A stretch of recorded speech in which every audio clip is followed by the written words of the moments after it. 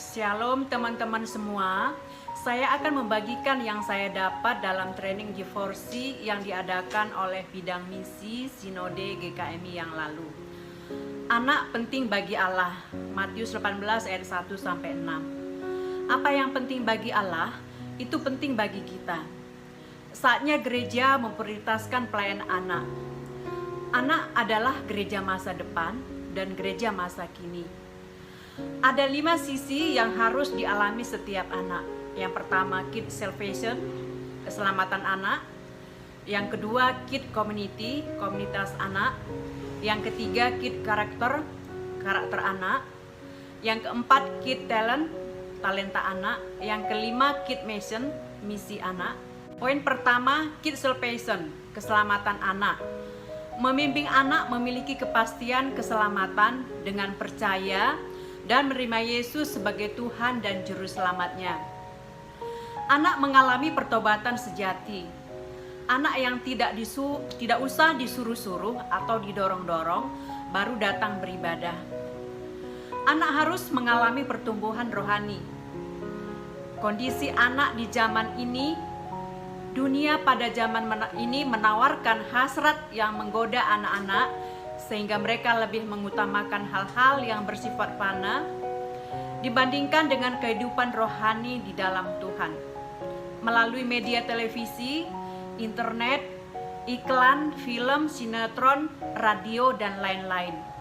Banyak mengajarkan nilai-nilai duniawi yang tidak sesuai dengan nilai rohani yang terdapat di dalam Alkitab. Anak diajarkan bahwa ada setan atau iblis yang dapat menolong mereka. Ada kekuatan magic di luar kekuatan Tuhan. Anak-anak lebih senang bermain di depan internet atau bermain PlayStation atau PS, game, dan lain-lain. Dalam kondisi ini dibutuhkan peran gereja untuk pelayanan anak. Anak memerlukan bimbingan rohani yang dapat mengarahkannya untuk senantiasa suka akan firman Tuhan, senang berdoa, bersekutu dengan saudara seiman, dan bersaksi, sehingga ia dapat menghasilkan buah rohani yang baik. Hanya dengan membangun kehidupan rohani yang baik, seorang anak bisa tetap kuat menghadapi kondisi zaman yang semakin sulit. Poin kedua, kid community, komunitas anak. Menciptakan kebaktian anak yang menggairahkan. Yesaya 51 ayat 1-3. Kebaktian yang ditata dan dipersiapkan secara rohani yang memuliakan Tuhan. Penyajiannya tidak membosankan, membuat menarik perhatian anak-anak. Dibutuhkan metode dan ide-ide yang kreatif. Persekutuan yang terdapat kegirangan dan sukacita.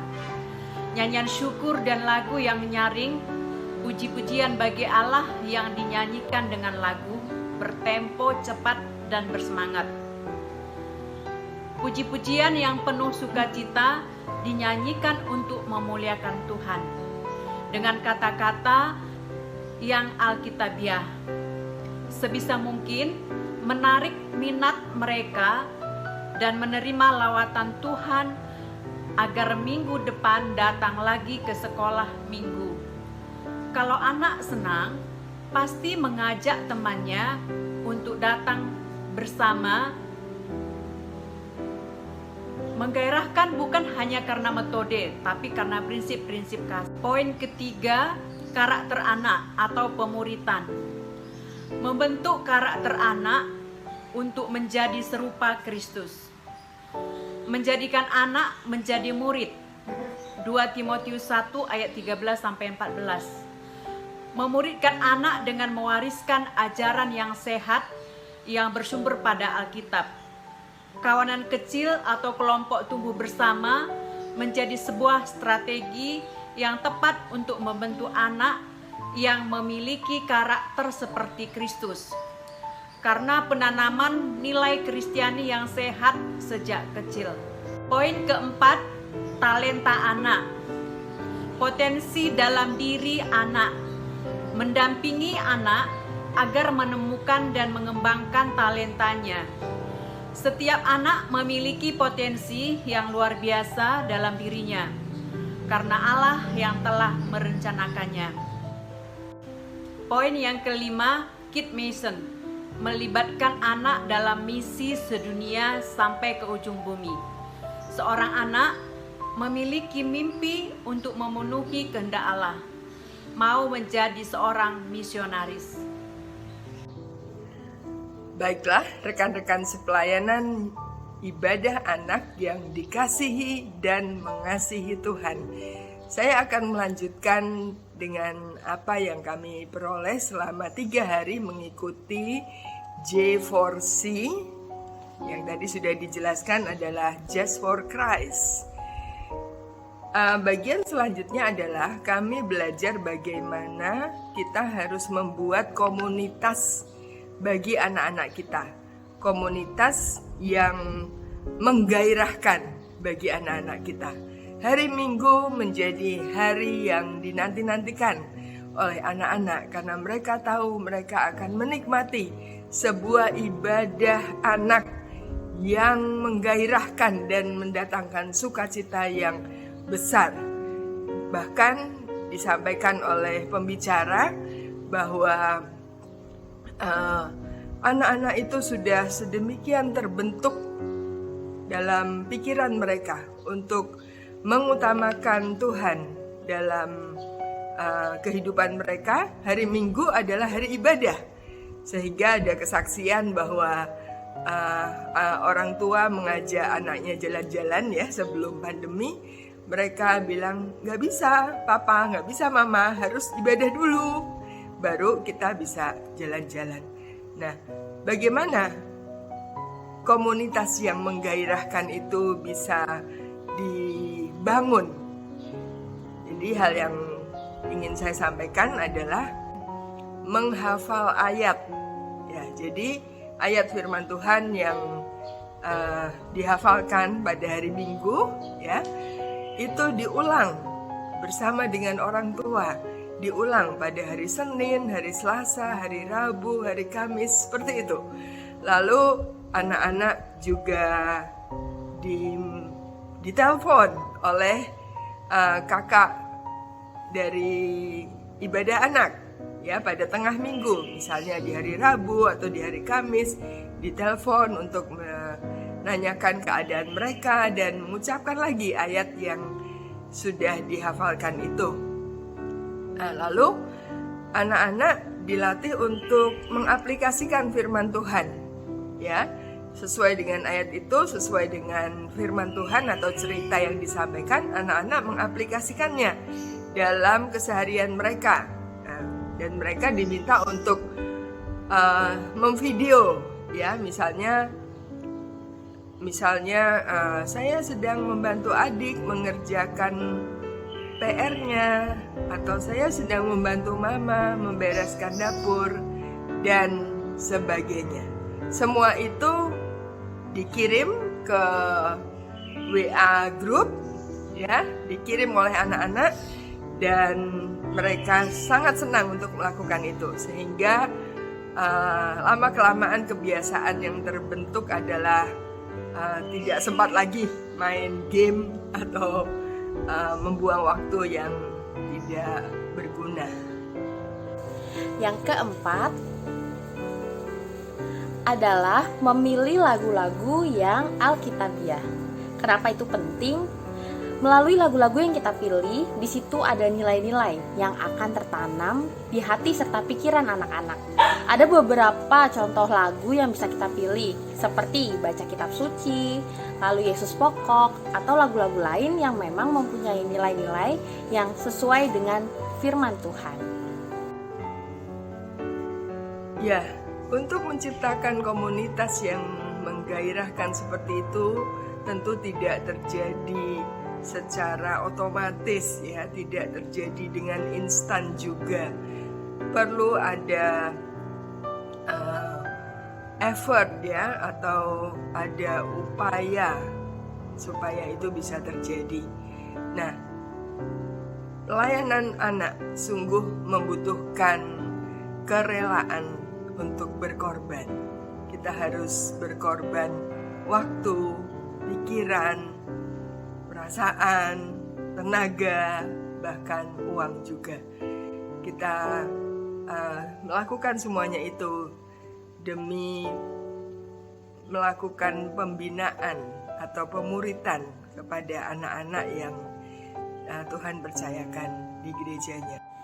Selain kita perlu adanya kerelaan hati dalam mengerjakan pelayanan anak, kita juga diajak untuk mau menjadi teladan. Kakak-kakak menjadi teladan bagi anak-anak. Dalam hal apa aja? Yang pertama, yaitu kakak-kakak yang bertugas hadir, mau hadir tepat waktu. Dan usahakan selalu hadir dalam setiap waktu-waktu persekutuan anak ya. Lalu yang kedua yaitu mari duduk di dekat adik-adiknya ketika ibadah offline. Kalau ibadah online, mari on cam, nyalakan kamera dan menunjukkan sikap beribadah yang serius dan fokus.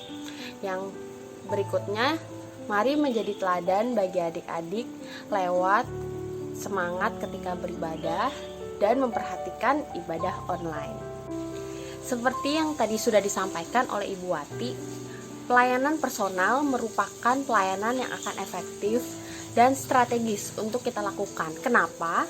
Karena di dalam pelayanan personal dimungkinkan terjadinya relasi yang lebih dalam serta memampukan kita untuk melayani anak-anak hingga menyentuh kedalaman hati mereka, dan mereka akan mudah menangkap menerima firman Tuhan. Pelayanan personal bisa dilakukan dalam beberapa macam, diantaranya 1. Mentoring, di mana pelayan anak secara personal mendalami karakter serta menanamkan nilai-nilai kepada setiap pribadi anak-anak. Yang kedua, kelompok kecil, di mana kelompok kecil terdiri dari 2-3 orang anak dengan 1 orang pemimpin. Di situ mereka akan punya relasi yang lebih dekat antar teman-teman di dalam kelompoknya, dan di dalam kelompok kecil mereka bisa lebih saling terbuka satu sama lain. Yang ketiga, yaitu relasi antar pribadi. Penting untuk pelayan anak boleh menjalin relasi secara pribadi kepada setiap anak dengan cara menghubungi di waktu-waktu tengah minggu atau benar-benar mengenal serta tahu seperti apa anak-anak yang dilayani. Kalau kita ingat, anak-anak juga senang dengan tokoh-tokoh seperti yang suka mereka tonton di televisi atau di media sosial. Nah, mari hadirkan juga tokoh-tokoh di dalam ibadah anak yang menggairahkan. Tokoh-tokoh ini harus merupakan tokoh yang berkarakter positif dan dapat diteladani oleh anak-anak. Contohnya sebagai tokoh si semut, atau mungkin tokoh Meno si pendamai, atau Three Brother yang senantiasa memuji Tuhan. Nah, kamu bisa cari ide tokoh-tokoh apa lagi yang positif dan dapat diteladani serta diingat oleh adik-adik. Lalu, kalian ingat gak sih kalau anak-anak itu suka mudah bosan, sehingga penting untuk pelayan anak mencari metode-metode yang kreatif dalam menyampaikan firman Tuhan.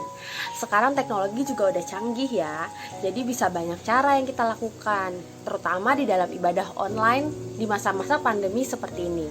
Di antaranya yang pertama, menggunakan desain visual yang menarik.